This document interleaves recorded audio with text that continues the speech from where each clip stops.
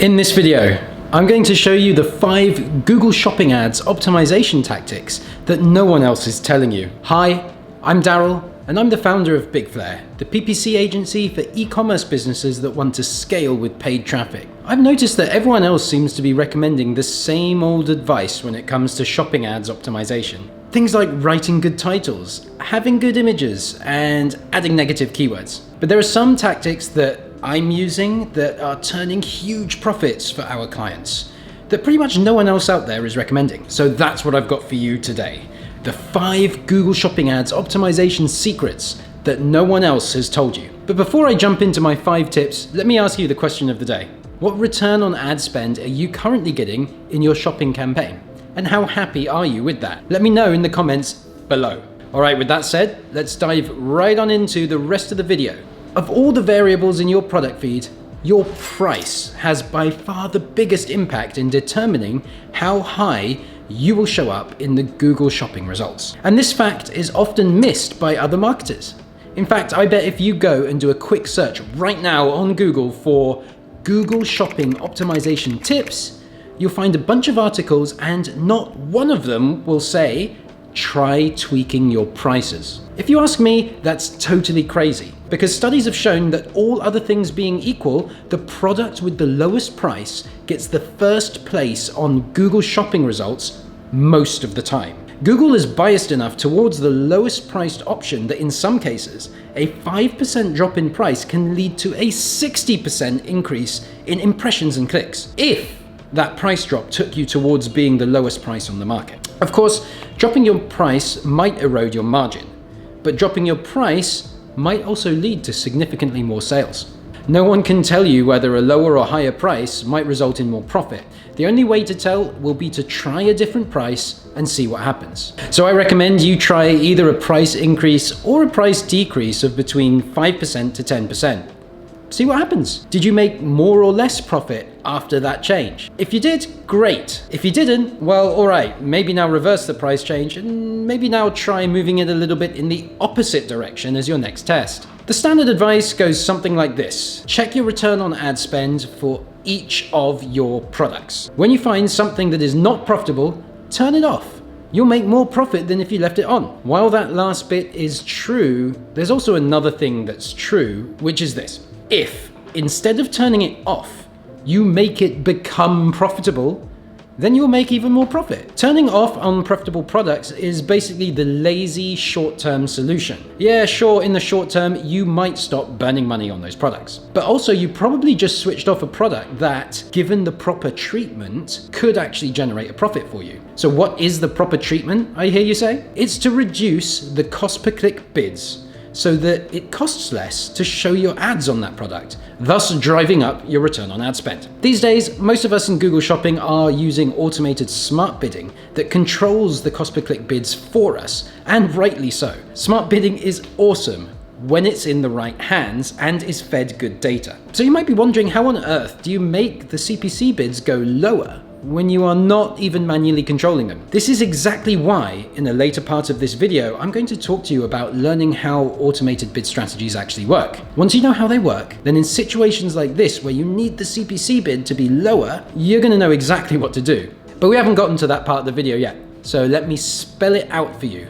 The 2 main options for getting the CPCs down on those unprofitable products are: option 1, increase the target ROAS. Let's imagine your target ROAS is currently set to 300%, but you are seeing your unprofitable products doing a ROAS of 150%. What you might see is that your average ROAS is the 300% you asked for, but you have some super profitable products at 500 or 600% ROAS, and then some unprofitable ones at 150% ROAS.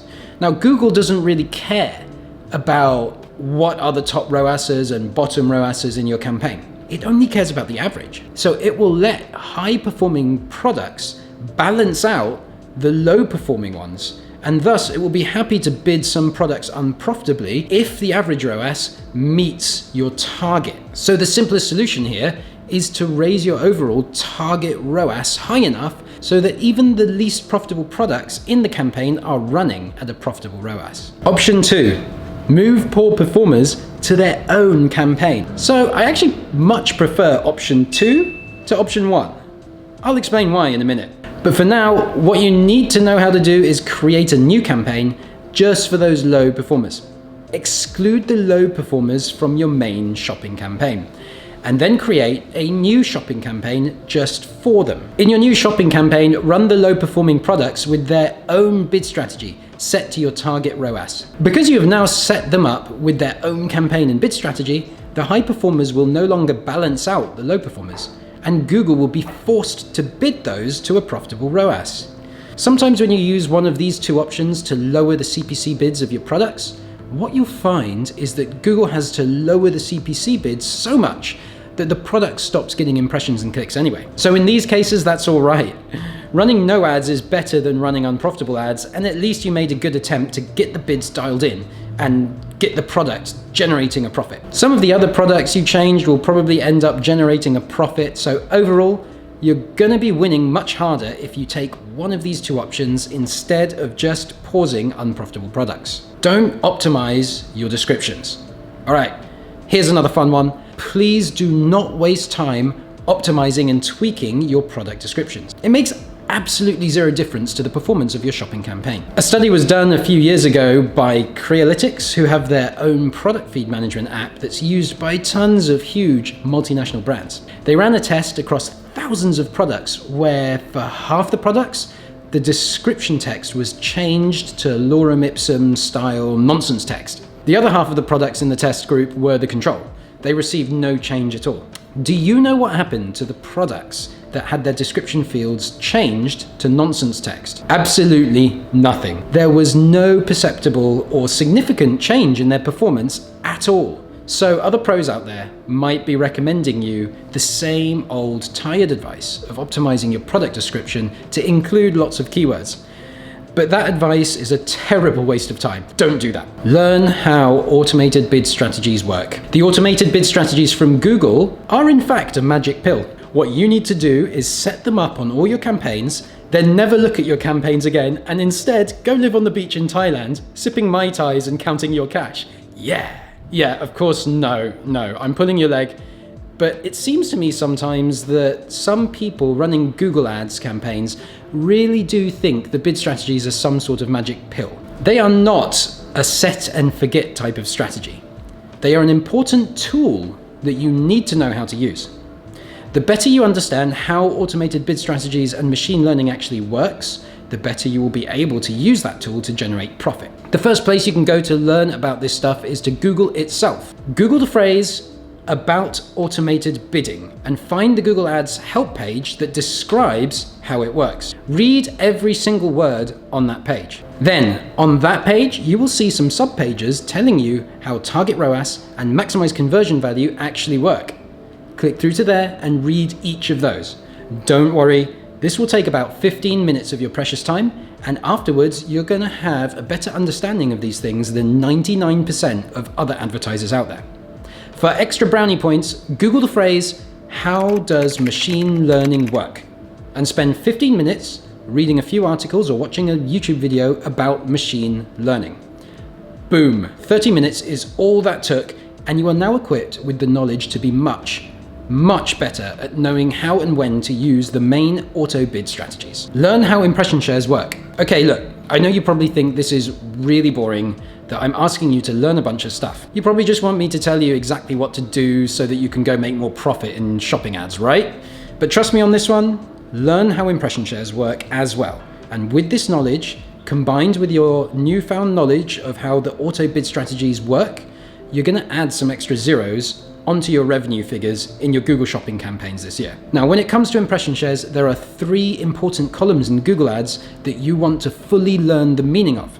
Those are search impression share, lost IS rank, and lost IS budget. Your search impression share tells you what percentage of the available market you showed ads to. If you have anything less than 100% here, that means you could have gotten more clicks and sales if you did one of 2 things. The next 2 columns tell you which of the 2 things you need to do. So lost IS budget, or lost impression share due to budget, tells you if you need to raise your budgets.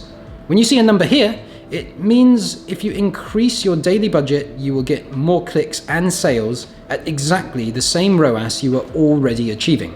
In most cases, if you see a number here, it's a no-brainer to raise your daily budget. Lost impression share due to rank will basically tell you when you are losing share of the market due to your bids being too low. If you see a number here, then you want to increase your cost per click bids in order to capture more market share and a higher sales volume. Of course, in order to increase your CPC bids, you need your ROAS to be well above your profit threshold. So first, look at that before making any adjustments. And use your newfound knowledge of how the bid strategies work to know how to make the machines increase your CPC bids. Very simply, if you are on target ROAS bid strategies, then decreasing your target ROAS will increase the cost per click bids. And if you are on maximize conversion value bid strategy, then increasing your daily budget will increase your CPC bids. Okay, so let's sum it up.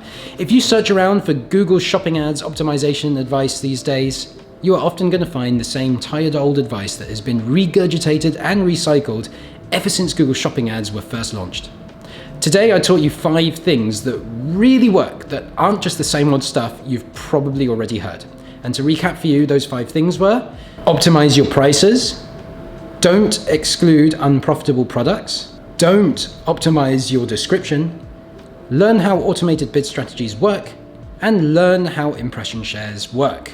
Let's make this super easy for you, and why don't you pick just one of those things to go away and try today? Which one's it going to be? Let me know in the comments below. If you like this video, then you should know I'll be making 2 to 4 videos per month, every month. So hit the subscribe and bell button now. My PPC agency Big Flare helps small to mid-size e-commerce companies to scale with all types of paid traffic. If you'd like to find out more or schedule a free consultation call with me, please head over to bigflare.com. Ta-da! Something on my toes. Thought it was a cockroach. It's not. Okay. Option 1 to... Right, here we go. Gonna be In your new shopping campaign, there was no perceptible...